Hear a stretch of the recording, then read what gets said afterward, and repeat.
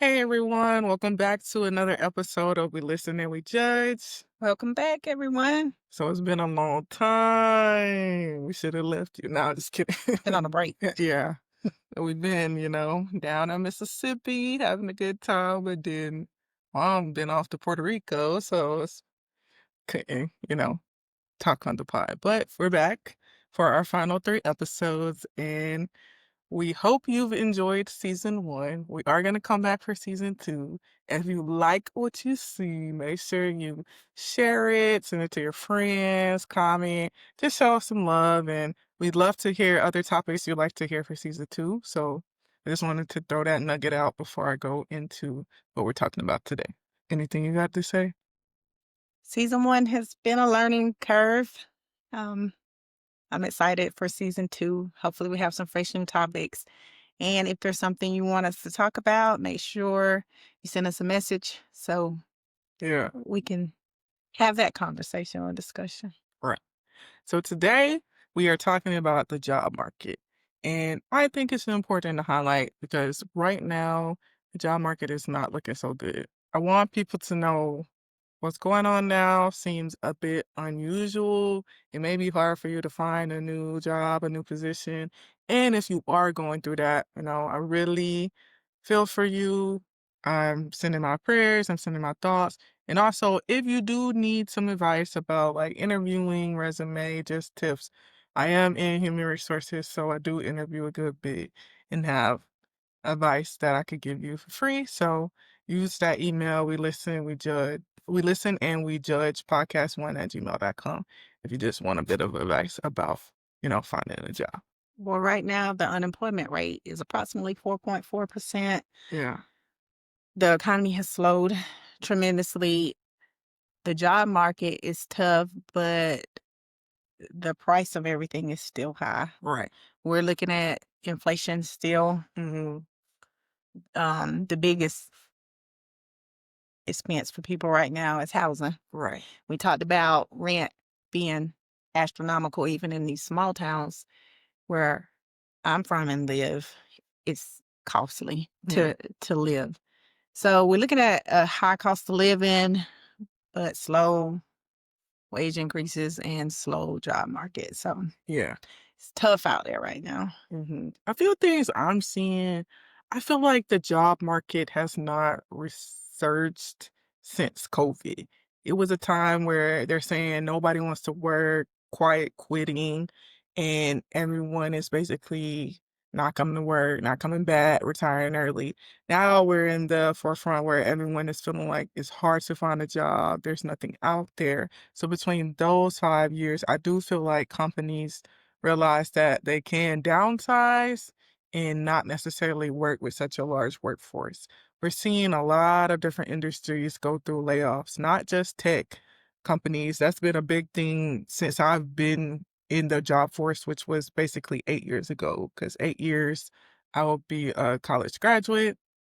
I got a job outside of college maybe 1 month, after looking for something and it didn't work out, but still like I was able to find something pretty quickly. It's when COVID hit where I couldn't really find anything. There was no entry level positions. No one was trying to take a chance on a college graduate. And maybe there were for different fields. Maybe if I went into engineering or the medical field, it would have been probably more so medical because at that time they needed more nurses than ever. They needed more doctors than ever because of COVID. But I was an international business major. A lot of international businesses are going through turnover and trying to get people, you know, out because they can't pay. The businesses is not booming. People are not able to go outside anymore. Now, Amazon was on the surgence, and the company I'm with now actually went through a very high surgence because they make tissue.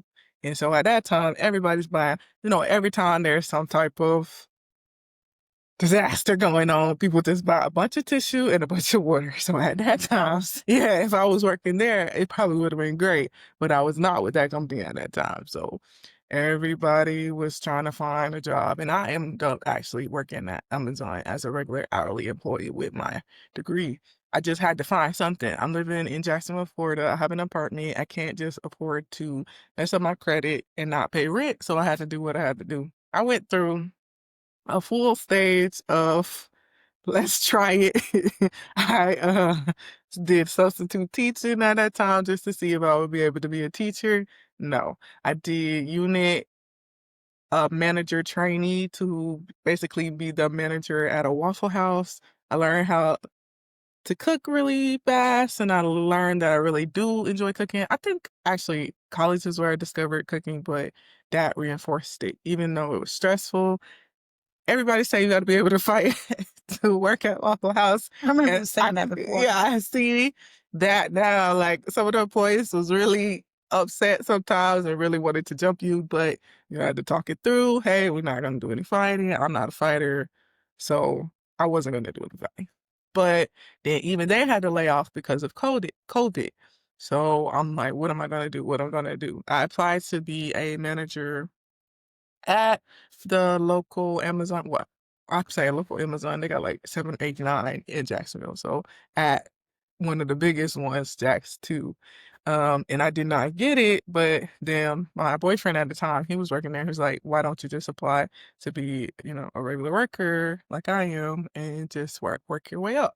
It's like, you know what? You're right. I'm not going to just sit around crying unemployment. And this is not shade to anybody, honestly. You got to do what's best for you. But for me personally, a check is a check, a job is a job, and money is money. So at that time, it allowed you to get overtime. That helped pay my bills. Also, partnering up and being in a relationship, we owned not owned, but rented an apartment together that helped with the bills too. So it got me through until I got into the HR realm, and then I started working for HR and Amazon, and also went to various companies and worked my way up. So that's my story with the job market because it does seem like a long time, but basically COVID was when I really started in the workforce.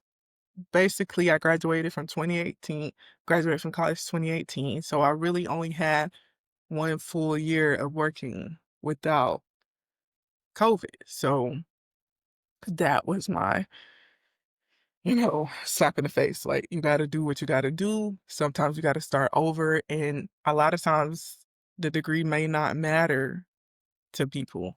They want work experience. Degree helps, of course, with different jobs, but they you really want work experience. They really want somebody that will come in and do what they need them to do, be on time, show up. So that's just some of the things that I've experienced with this United States workforce. I wouldn't say that education is insensitive to the ups and downs of the job market, but it's not as affected Right, because kids gotta go to school. right. Leg- Legally. It's a lot. So it's not as sensitive to Mhm. the ups and downs of the job market. Yeah. Now, we have had some times where there were leaner times and we have to budget tightly. Hmm. There were times when we had to furlough. I could think about, I think it was 2006, maybe. I can't remember the exact years. I better not quote a year because somebody will come in the comments and be like, "You're wrong." So I'm not gonna quote a year because I don't remember Yeah, I mean, what look at year. thing when y'all are correcting us, respectfully challenged. Again, respectful. You don't have to come in trying to be all sassy, like this Because is Brandy will get back not fast with you. the time. We will respect your opinions and your, feedback and I'm not above being wrong, but Yeah, me either. don't be rude. Okay? If you're rude, I'm just gonna make a joke. I had when I was doing my listening to, this is a sidebar. When I did my listening to, my husband plays like just a stream of Tupac hits anytime we're riding anywhere. Mhm. So that's what I have been listening to is just all the Tupac. And I thought he was doing the All Eyes on Me album because a lot of things that played came off the All Eyes on Me album. And I Mhm. messed up and I said, Dear Mama was on that album. Yeah. And somebody came for me in the comments and they were like I was trying to be relatable. I really wasn't trying to be relatable. I guess if they had been paying attention to Yeah, all the feelings. podcasts, they would know that I wasn't trying to be relatable. I don't try Yeah. to relate, so they don't really know 'Cause, me. like, you were a teenager around that time, Yeah, so, well, like, actually, yeah, I you was. can relate? Yeah, I have some of Tupac's CDs. I still even got the CDs. Yeah. Bone Thugs and Harmony, Tupac, Sade. Like I still got the CDs when we had that little thing you can mail in and you can get so many for $5. I don't know if y'all remember that. That dates me. I'm old. But anyway, Brandy, said be respectful. Why are you, coming for her?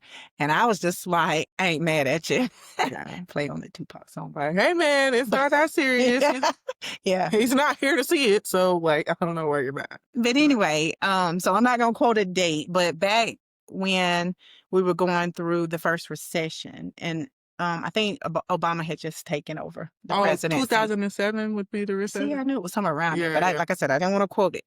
And during that time, we did have some furloughs at the school system. I think we had like a 4-day furlough in the school system that I work in.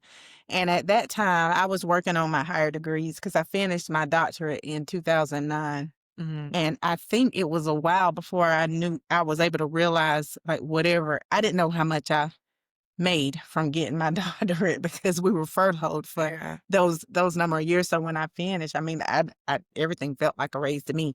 And Right. so it was exciting to see, what getting a doctorate actually meant for Mhm. my finances and my career, because coming off of those furloughs, I was like, oh wow, this is great. Mhm. So like I said, education ain't completely insensitive, but we're essential workers. We still have to work. We had to figure out how to work during COVID, in fact, and we went online, felt like overnight. And it was a tough task. And I'm just proud of the teachers who work in our school system for being able to pivot, and the amount of work that they had to do to go online and get ready to try to teach kids who rolling under their kitchen table while you're trying to teach them to read. It was tough. Yeah. But we have learned a lot from that and shifted our thinking. And so we know that our market isn't insensitive to the point where there's online schools that are in competition now for our students. And so we do have to be more flexible about how we deliver instruction. Brick and mortar isn't always good for everybody. I like face to face, and I feel like everything doesn't need to be done on the computer. But where we are in society, we do have to be flexible, and we do have to think about when we need blended learning, when it needs to be computer based for a kid, and when it has to be face to face for a child. And so I think with the way the job market is now, we are competing. Education is competing with online schools and virtual academies and things like that. And so we have to be mindful of that and be more flexible about how we deliver instruction. Mhm.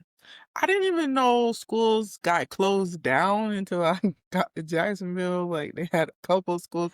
I don't know what they got going down there with the education system. I'm gonna say that, you know? Shouts out to Dr. Longer. We were the last to close. Yeah. Yes. No, I mean, like, they actually closed the school down and never opened it again. Oh, it never Yeah, opened back up. right. Like, Oh, they said, "You guys can't be open again." I guess they were just they may be consolidated with others. Maybe it yeah, wasn't financially sound for them to continue something like that. Or kids living out of the even I think neighborhood. it's like they do so bad that there's no point of them Oh, it it could have been, like I said, a consolidation of uh-huh. schools, busing the kids to another Mhm. area. That may have happened. I don't know. Yeah. I didn't even know that existed until I lived in Jacksonville, and that's just something that I always thought like, okay, well, as long as kids have to legally go to school, there'll always be education.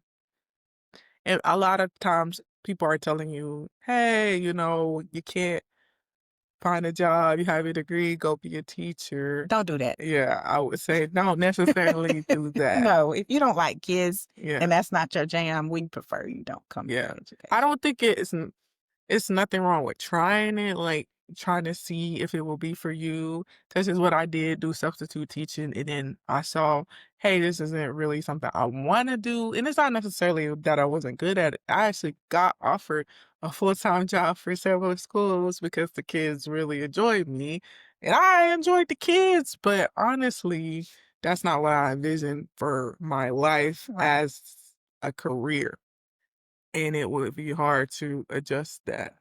As tough as the job market can get, I do advise against going into education if you're not passionate about Mhm. students. Right. If you are one of those people who you're very good at knowing things and teaching things, but then you look at kids and you're like, then I advise you not to do that because kids they're so impressionable Mhm. and they do have a lot of needs and it takes a lot. They say teaching is an art and a science, and it really is. That's because you have so many young, impressionable souls that you're dealing with. And one thing that you say could break a child, and you Yeah. wouldn't even realize that you Mhm. did it. So if you don't like children, 30 years is a long time to be around kids if you don't even like them. So it's not for everybody, Yeah. but if it is your passion, then absolutely.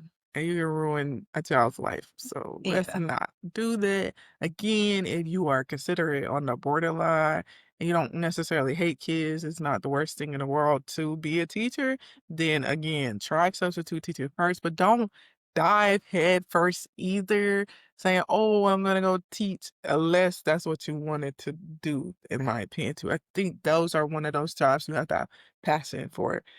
That, the medical field, because y'all Yeah. be malpracticing people. No, like being a nurse is not an influencer job. I don't know what is the new kick where everybody think they need to be a nurse. If you have passion for the medical field, if you have passion for medicine, if you have passion for helping people, that makes 100% sense. But just being a nurse for the money is crazy.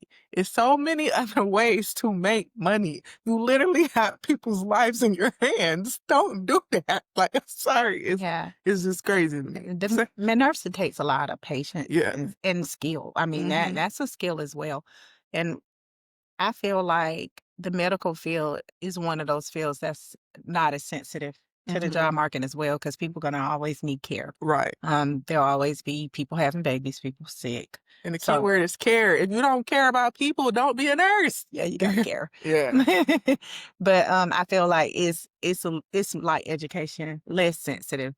But there could be times where there's furloughs or less hours or for shifts or things like that in economic hard times, but still you have to have people in hospitals caring for Mhm. people. And that brings me to one of the bigger arguments on the internet right now is the student loan issue and the professional degrees. I Mhm. don't know if this is the appropriate episode for that, but as we're thinking about the job market, I think so because there's a list of degrees that's considered professional. Mhm.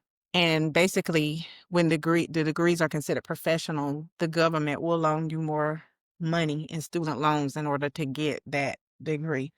And there were several careers removed from that list. Have you heard about this? I saw a little bit about it, but I'm Yeah. not in depth with it. Yeah. There's several careers that was removed from that list, and the thought process is cause colleges to not charge as much for those or for those degrees if they're not on the list as professionals. And education, getting a master's, I think in education was one of them. Mhm. And when I think about the argument about, you're not seeing my field as professional anymore, I don't know. Messaging is important. Right. I feel like with education, saying that that degree is not a professional degree, it does something to people, even if Mhm. that wasn't your intent. I feel like how the government is going about messaging this could be done a lot better. Mhm. Or to say that an RN is not a professional Mhm. degree, that's kind of messy. Yeah. And there's other ways to make those degrees cheaper for people, those Right. professional degrees cheaper. I think about the teacher loan forgiveness, Right. and Because they that's could just rebrand it as it, essential worker degree, like exactly essential. instead of not essential degrees, instead Instead of of saying they're not professional. professional, Yeah. yeah. So I feel like that's messy. Yeah. Government, if you're listening, that's messy. Like there's other ways to make those degrees more affordable Mhm. without coming out and saying you're no longer professional. I mean, just messaging is everything. And then when you think about rural hospitals, like a lot of them are closing down. And those that are thriving, they are looking for people to come work in the rural setting. And there are incentives like loan forgiveness or paying for further education if you come back to work in those rural hospitals or working for the VA. There's student loan cancellation there. There's student loan cancellation for teachers. So I feel like that conversation needs to be rebranded, regrouped. We need to think again about how we're coming about that. The work that you do with universities to make the cost of those higher level degrees cheaper for those fields. I feel like there can be some conversation. Right. But I do think that also people should care more about the attention than what is being said. Now, another thing I would say, a word is just a word. If you're getting, it's costing less money to get that degree, then hey, if it's not professional, who cares Well, really? that's the issue They though. should care, but at the same time, it's like I would prefer it to be cheaper than care if they're But going. that's the issue because who says that it will be? Mhm. That's what I'm saying. Like they Okay. need to sit down with colleges and universities and talk. Let's talk about what we're trying to accomplish. Right. Because a lot of times when people take out student loan money, it's not because tuition is astronomical. Mhm. It's because they need somewhere to live.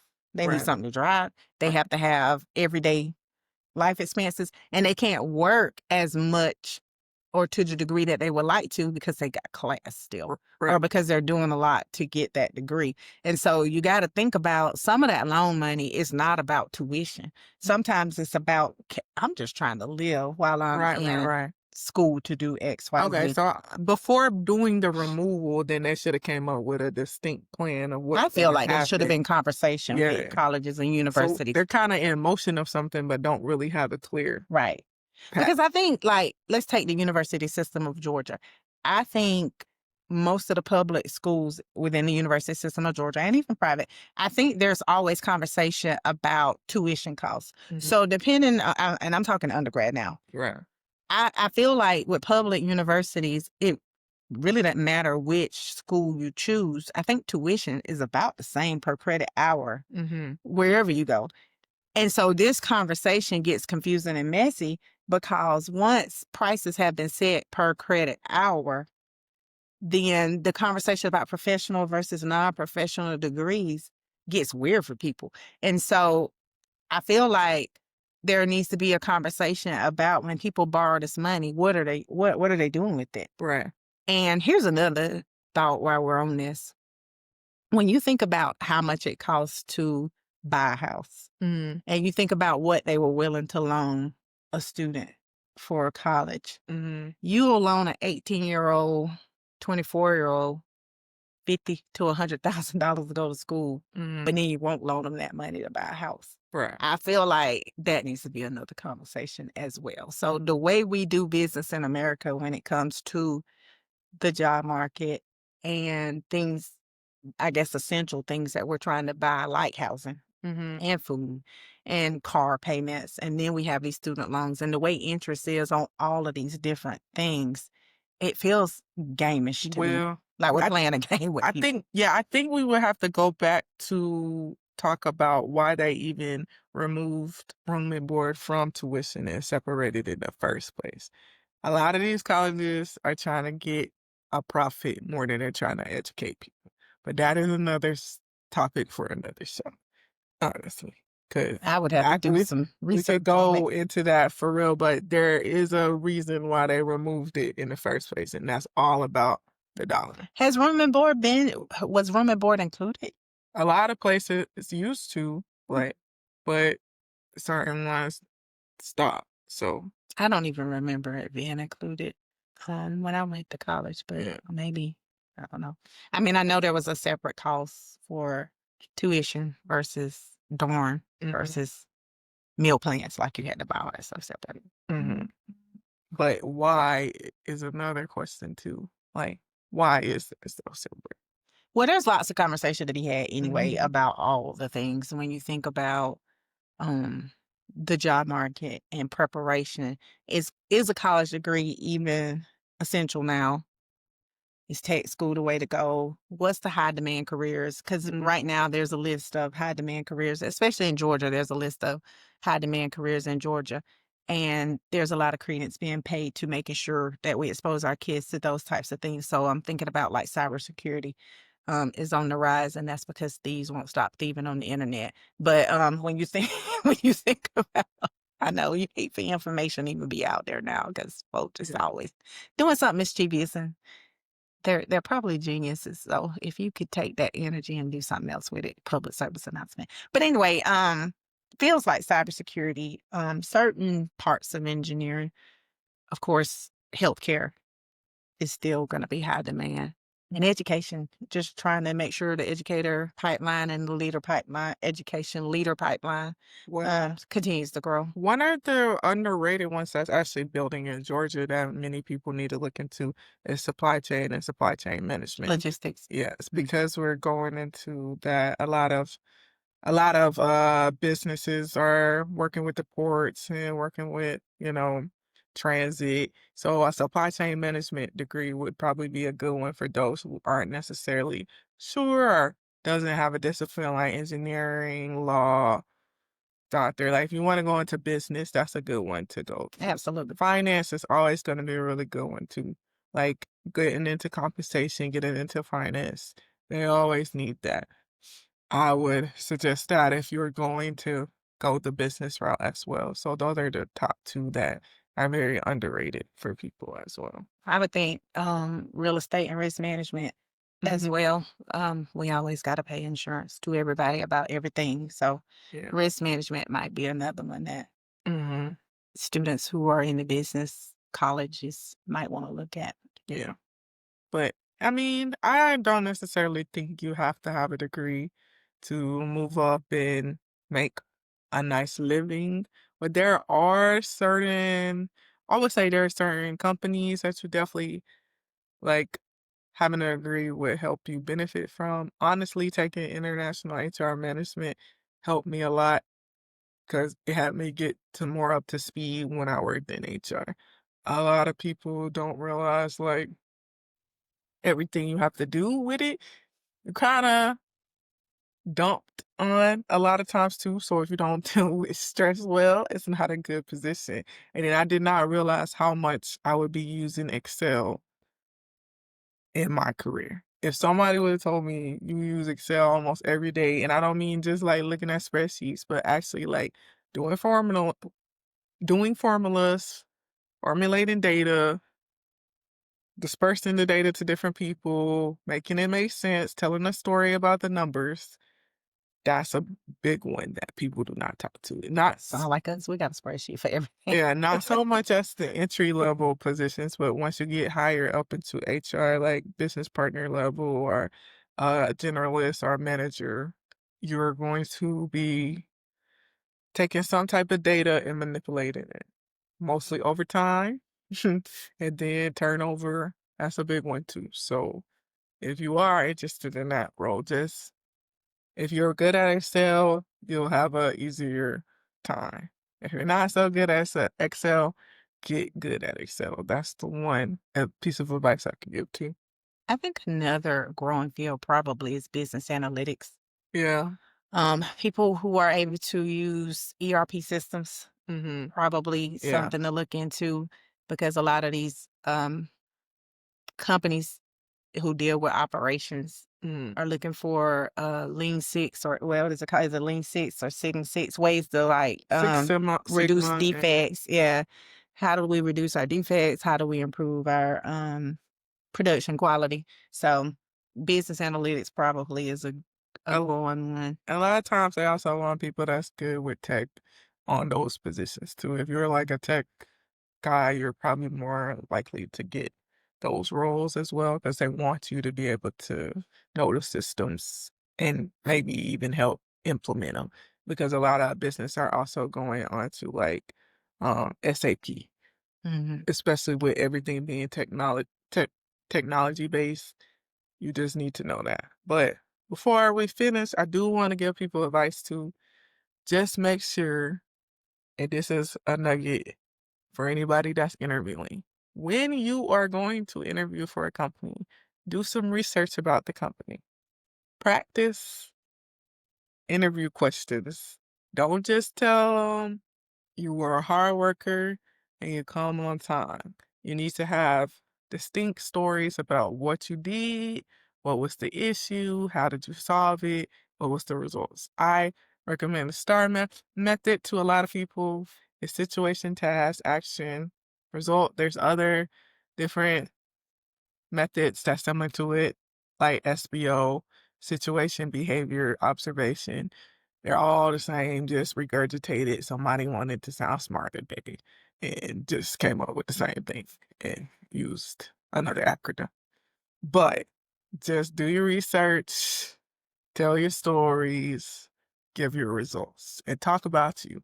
That's the little nugget I want to give people who are interviewing because I hate sitting through interviews and people can't answer the questions.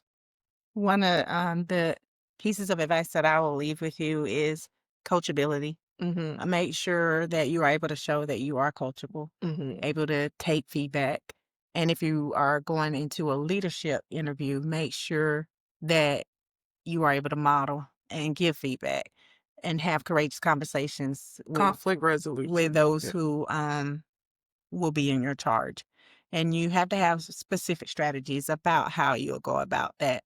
So just on both ends, if you're going into a leadership role, make sure you can coach and give feedback. And if you're not, make sure you are coachable and can take feedback. Mhm. I mean, even with non-leadership roles, they're looking for people who are good with conflict resolution because no one wants to spend their time like arguing with people all day and trying to get them to see the light. Like a lot of times, these companies don't want to take the time to really train anybody. I hate to say it, but we're not in the days where you can just take Joe off the street and just put them in the just like have somebody train them for like 8 to 12 weeks. They're really looking for somebody who's already ready made. And that's not necessarily fair, but that is where we're at. But there will be some places where there is on the job training because they Yeah. want you to be able to do it the Oh way no, I that mean, they everybody does on the job training, but a lot of times, like the job training is not really as in depth.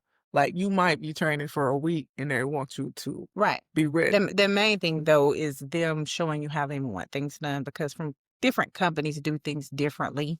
Mm. One thing that you mentioned before was like Excel. So you want to make sure you have transferable skills, Right, right. like Excel or QuickBooks or any type of program, any kind of ERP system. If no matter what it is, you're able to, or like if they want you to be able to use Agile learning, like you need to be able to do those things. But how the company wants things done, of course, they'll train you on But that. they expect you to already know how to But do there's certain things, and they'll say usually in the job description things that they already expect you to be able to do. Like if they use Adobe Creative Office Suite, they want you to already be able to know how to do that. Nobody's gonna sit there and train you on how to do that.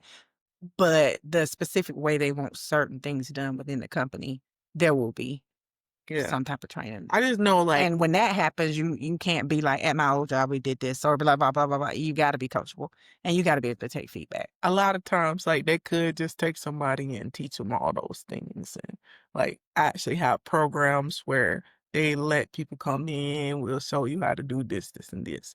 And that isn't really as prevalent as today, which I think we should bring some of that stuff back. Like, we had somebody retire from our place, and she talked about a program she went to, and it helped her learn all that stuff. But like I said, nowadays, they're expecting you to really know it, and they'll just show you. Certain things. Yeah. Because when you think about your first job experience, how long did y'all do the program before they let you loose? It was months, wasn't it? But yeah, that's what I'm Yeah. saying. They don't really have programs like that. Like I've been looking to see if they have more programs in that one. And AT&T was one of the few that actually have like a real development program. But Mhm. even And there then, are some places yeah, that still do. Even in education, you're gonna do professional development all 30 of them years. So yeah.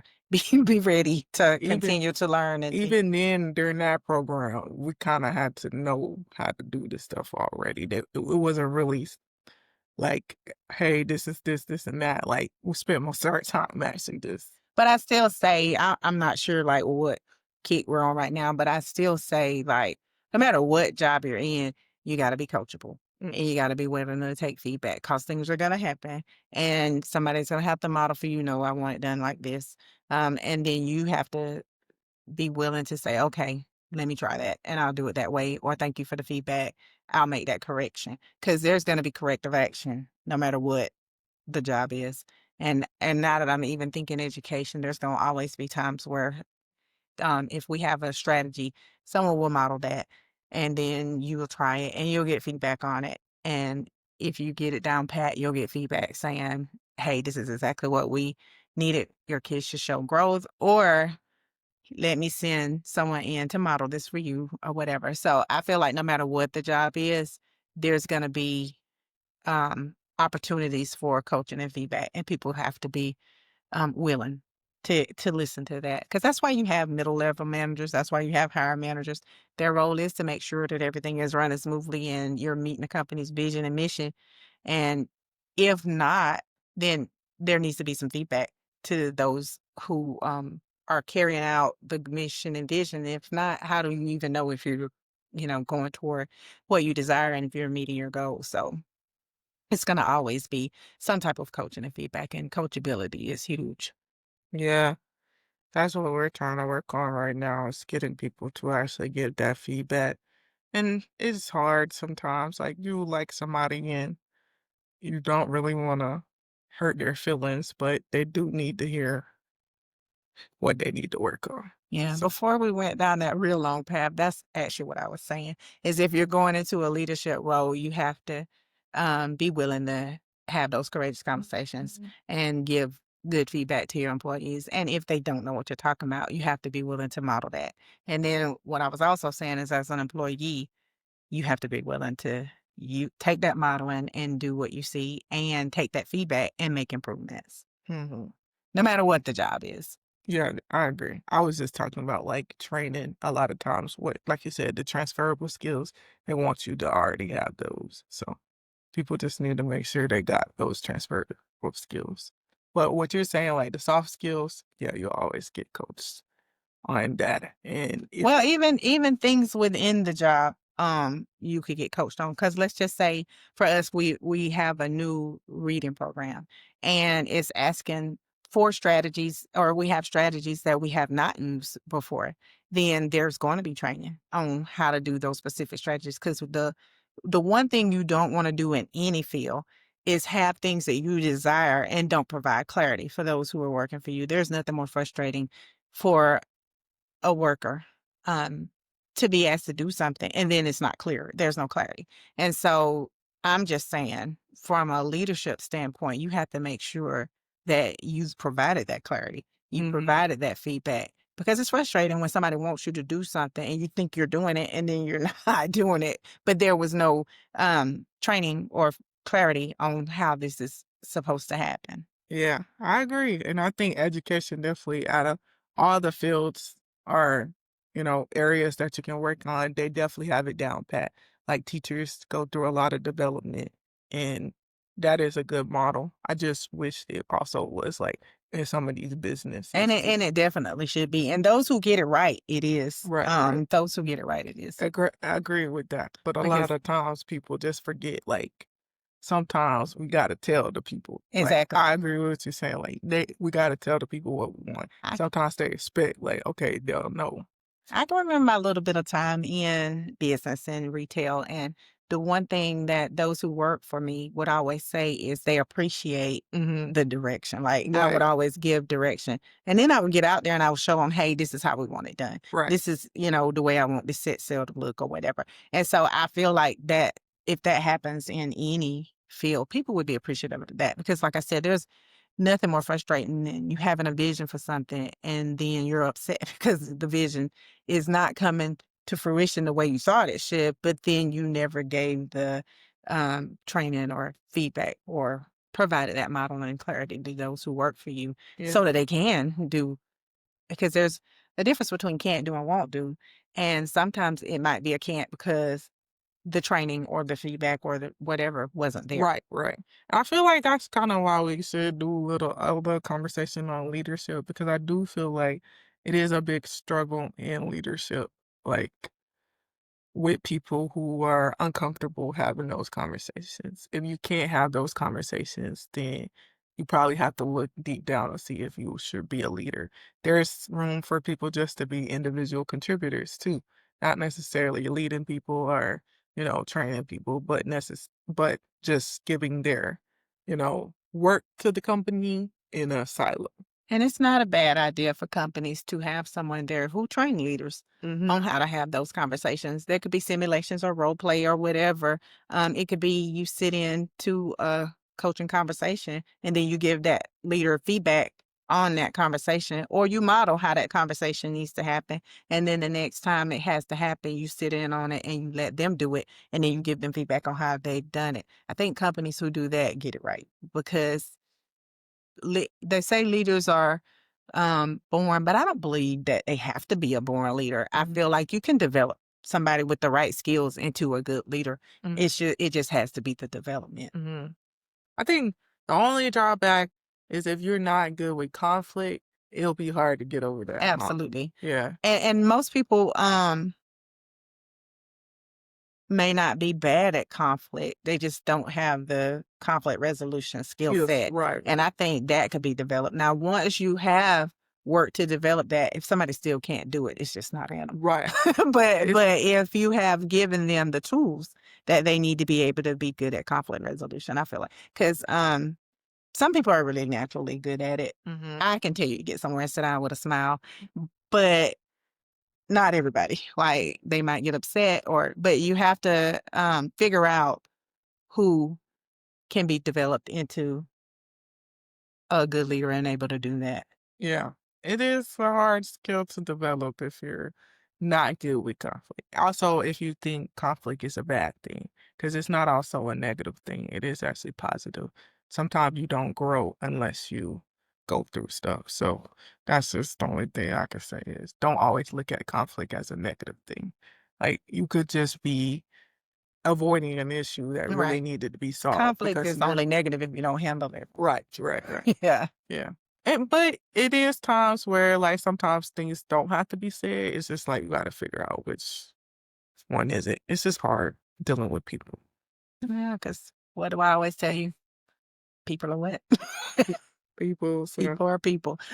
Yeah. And so anyway, back to the job market, I would say just don't give up.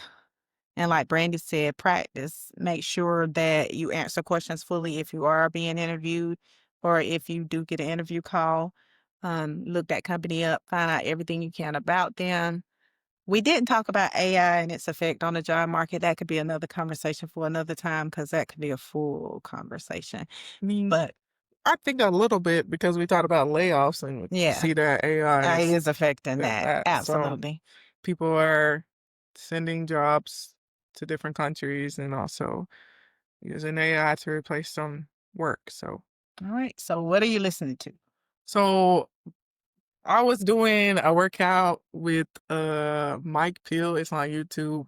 If you are looking for a dance workout that's really nice, I would check him out. I love the routines and I went to the Janet Jackson one that he has, and all the songs of hers, like Control was on there, a little mix of Anytime, Any Place. But The Pleasure Principle was a song that I was like, okay, I really like this. And I went to go add it on my Apple Music, but I actually already had it. So I say I listened to that song on the way here because I was coming from my place. But that's not the only song I played, but that was the best one that I wanted to give back. So shout out to Janet Jackson for her iconic music. I love a lot of her songs actually, but that one was very underrated for me that I didn't even realize I had it downloaded on my playlist. So that's what I was listening to. Okay. I've been listening to some TikToks. I've been listening to this big back and forth about whether or not Brandy and Beyonce like each other. Oh, okay. I find it Yeah. hilarious. I don't Um, understand. no, I think they're both great. And two things to be true at once. So, I think that only people that know them will know if they like each other. I do think it's annoying when people take internet interactions and try to basically solve the mystery. You don't know them to know if they like each other or not. You don't know them at all. Maybe they do, maybe they don't, but you don't know them. I think it's good to highlight that because sometimes people become such a obsessed fan that they feel like they know them. You don't know Beyonce and you don't know Brandy. Thank you. And that's what I said, And Tom. you did a TED Talk. Yeah, My listening to. yeah, But as I was saying, I do find it funny. I think it's two things to be true at once. I feel like you can be a fan of Brand, or you can like Brandy, you can like Beyonce, you can like to listen to both artists. It's this thing going back and forth about which one been that girl. I think they both that girl. I mean, yeah, and their music is different. They yeah, both have their own unique style. So I don't know why we always have to compare. I feel like we can like them both and we can go to both concerts if we want to. I hadn't gone to either one, but I just, if I did, I mean, I would go to either one if I mhm. did concerts like that. I don't do concerts like that. And I feel like historically, from the clips, they've given each other props. So I don't know why anybody would think that they don't necessarily like each other. Like I've seen videos of both of them saying the other one is a great singer and they do well. I think there was one tidbit where Brandy was just like she didn't really necessarily care for the Bow Down song, but she loves Beyonce as a singer. Not liking one song does not mean she don't like her. I don't know song. Like I said, that's what I've been listening to for entertainment Yeah, purposes only because it doesn't really matter to me per se, but that's what yeah. every time I scroll up. And you told me I get that because of what? Your algorithm. Oh, okay. Mhm. Well, If you like one video, you're gonna get more. I didn't like any of that back and forth. Well, For some reason- if you watch like it in its entirety too, they're gonna see okay. that you. I did watch one in its It, entirety, and that's why I keep it's getting probably it. also the people that you follow and you connect with. They are also paying attention to it. Like Okay. you know, Do we have a judge? no, I don't have anything. Nobody's Okay. asking me for advice that I can share. And nobody asked me for any advice. Now, if people have asked me for advice at work, but as mom said, you coach people. So, mhm, That's it. yeah, So no judge this time. Maybe next time. I don't know. Okay. Like I said, I think the people got their life together, so they might not need anything. Or want it from us. Yeah. Either way, though. Thank you to the guy, I can't remember your name, who corrected me on the Tupac album. I ain't mad at you. Yeah. All right. He said a bull. I don't know what that I means. looked it up. So What, actually, it was on Bel Air. what is Oh, that? that's another thing I was listening to. I just watched the full season 4 of Bel Air. So it's like homie or something like it's a Philly Oh, slang. he called me homie. Hmm. All right. Shout out, homie. I Yeah. hope you're doing well. So they said bull on Bel Air. So I was like, okay, that's what somebody said in the comments. So let me go look this up. And that's what it is. It's All a right. Philly slang. Well, shout out to my homie, possibly from Philly. Yeah. Thank you for the correction. And if you have not watched Bel Air, go watch it. All right. Okay. Have a good See day. you next time on We Listen and We Judge. Oh, yeah. Why does it